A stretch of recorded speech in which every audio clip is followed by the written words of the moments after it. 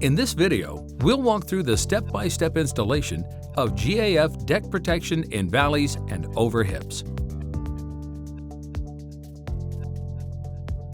Begin by enrolling the deck protection up to the valley seam. Fasten deck protection up the valley, keeping nails at least 6 inches away from the valley seam.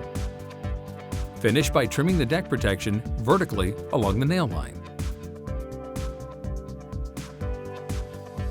To install deck protection on hips, first, unroll deck protection over the hip intersection by at least 12 inches and fasten down. Next, with another piece of deck protection from the opposite direction, overlap the first layer by at least 12 inches. Fasten down.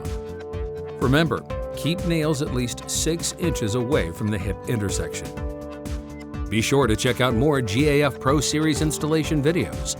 Good luck with your roofing project.